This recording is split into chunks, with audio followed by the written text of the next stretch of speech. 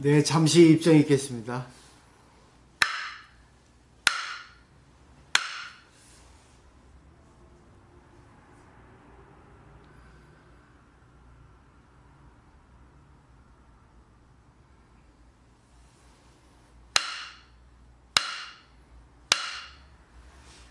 네, 반갑습니다. 반갑습니다. 이렇게 또 바쁜 시간에 와 주셔서 고맙습니다. 자, 오늘 자격문,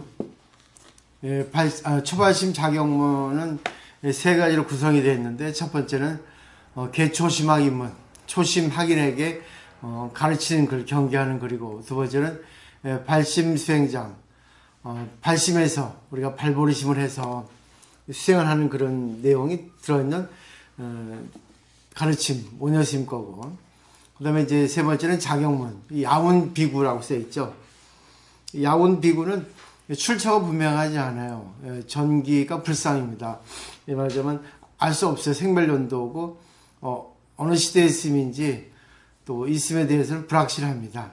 근데 이 남겨진 이 글이 너무 좋아서 후대에 우리 스님들이 이 가르침을 의지해 가지고 이제 수행을 하죠. 그러니까 초심. 그러니까 이제 처음 공부할 때는 이런 가르침에 의해서 정리를 해라, 그런 내용인데, 근데 사실은 그래요. 우리가 모든 학문이나 모든 운동, 모든 것에 대해서 기초가 제일 중요하듯이 이 자격문도 기초죠. 근데 사실 공부하다 보니까 이것밖에 없더라고요. 근데 내용은 아주 간단하고 아주 쉬워요. 그렇기 때문에 내용을 보면서 여기에서 이제 우리가 배워야 할 것이 뭔가 해서 이제 프린트를 준비했거든요.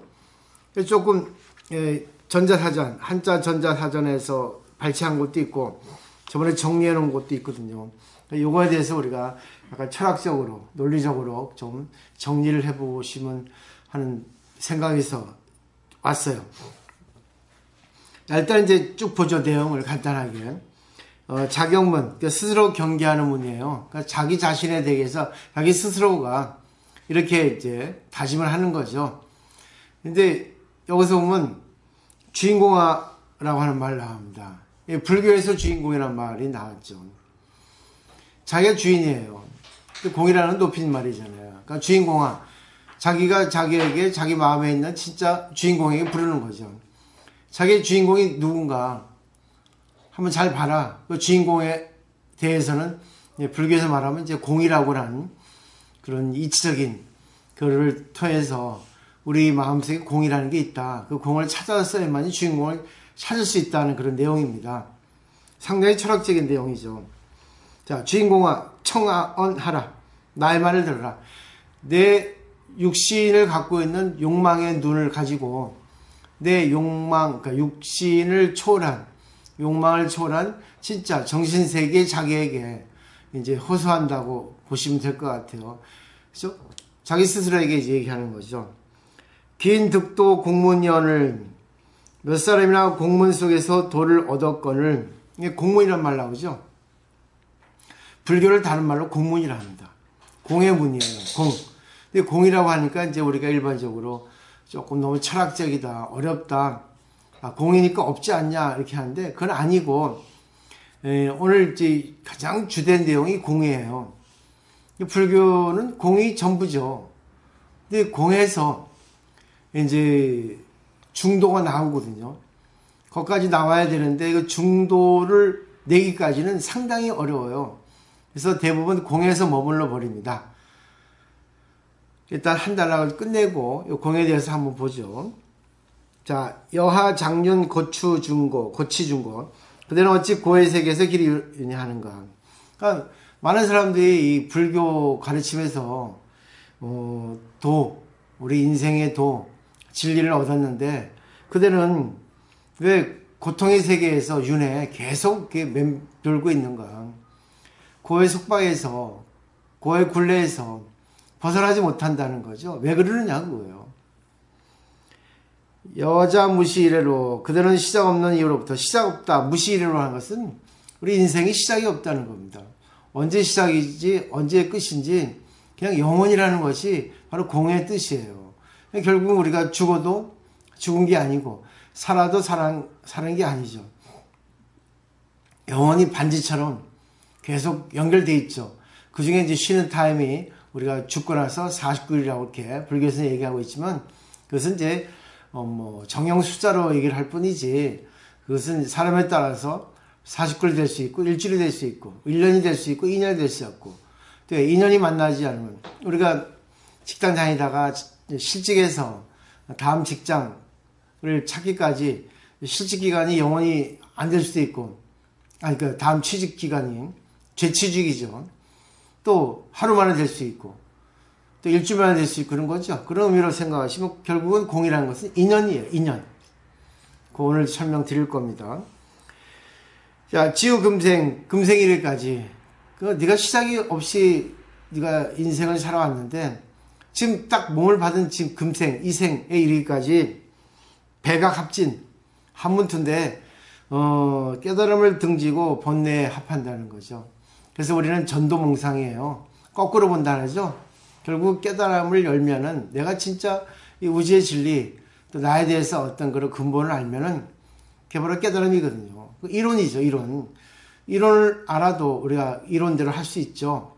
근데 이론대로 알아도 우리가 수없이 많은 중생 생활을 많이 반복해 왔기 때문에 이론이 정립돼도 그것이 이제 실생활상에서는 잘 될 때 있고 안 될 때 있어요. 근데 그거 중요하지 않아요. 알기만 하면 되니까.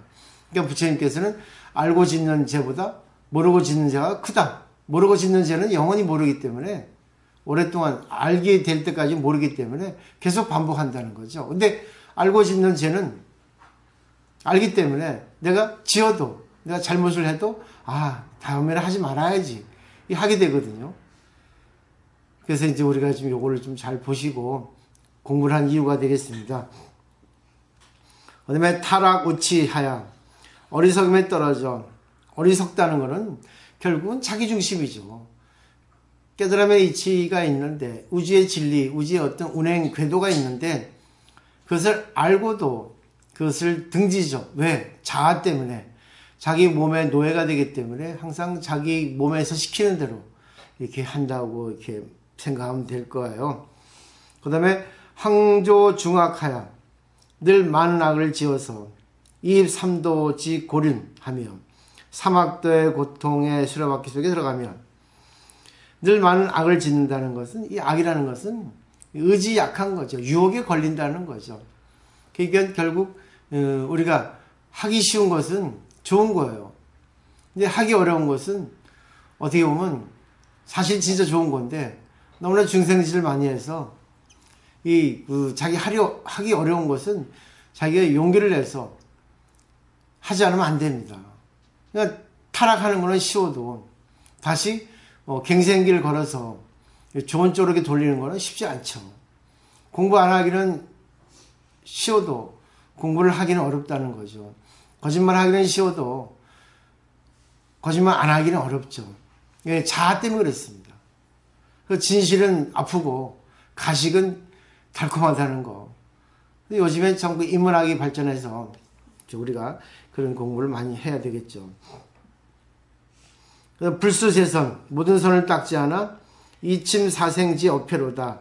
사생의 업의 바다에 빠지다. 이 사생이라는 것은 트랜스파. 우리 생물을 4가지로 분류하고 또 9가지로 분류하고 12가지 분류.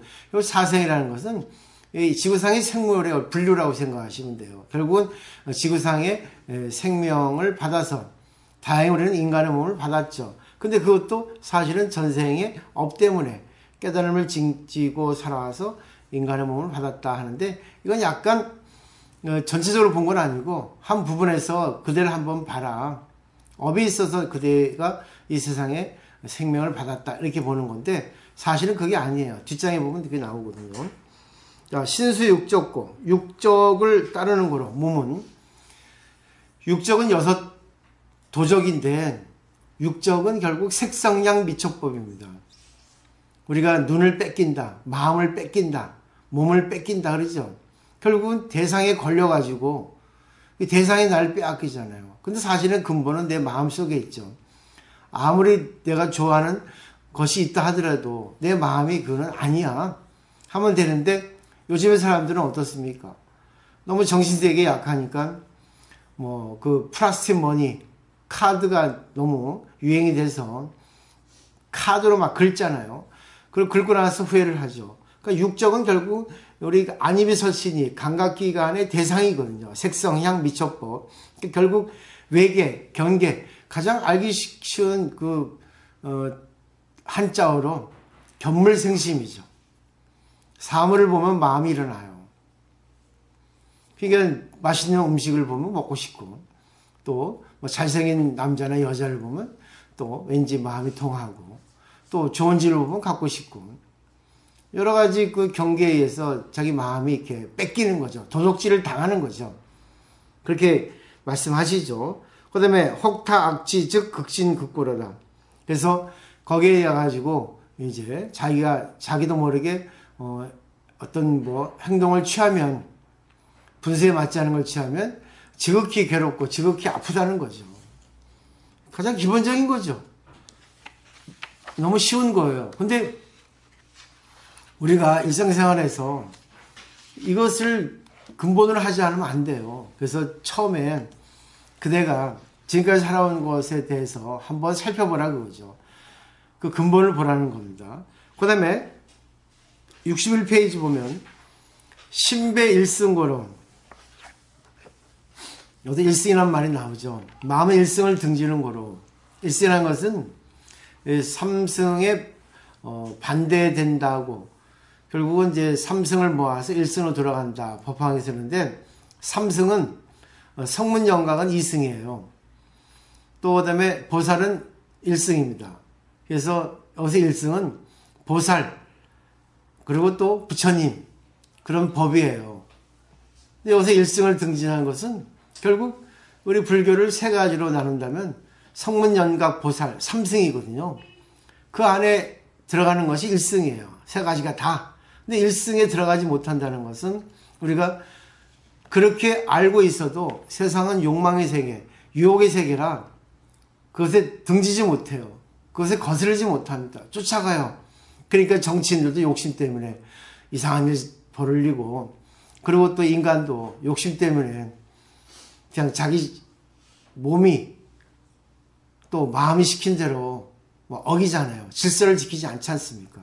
어제도 날이 좋아서 온천장 갔더니 뭐 자기 멋대로예요. 자기 멋대로. 사람들이 좀 지키고 좀 질서를 지키면 될 텐데 질서를 지키지 않으니까 서로 부득치고 서로 인상 쓰고, 그런 모습을 볼 때 참 조금만 더 생각을 좀 깊이 하면 하는데, 근데 또 그 중에서도 이게 보면 왠지 이뻐 보이는 분이 있어요. 꼭 뭐 미인이나 그런 게 아니고 왠지 모습이 단정하고 교양이 있어 보이고 왠지 그 얼굴에 빛이 나는 사람들은 항상 상대방에 대한 배려를 합니다.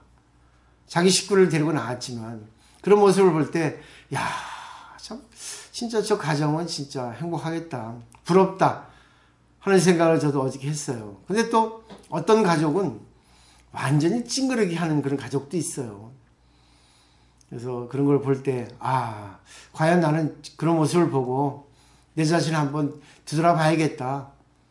내 자신의 어떤 생활이 어떤가, 남에게 도움을 주는가, 남에게 감동을 주는 내가 생활 방식을 하고 있는가 하는 생각을 또 한번 해보죠. 그 다음에 마음의 일승을 등지기 때문에 혹생인도 즉 불전불의로다. 그러니까 인간세계에 태어나도, 우리가 복이 많아서 인간세계에 태어나도 부처님 태어나기 전이나 부처님 태어난 후, 그죠? 맞죠? 근데 그렇지 않아요. 나중에 글은 항상 반어적인 표현을 많이 씁니다. 부처님이 전에 태어나서 또 부처님 전에 태어나면 좀 그렇죠.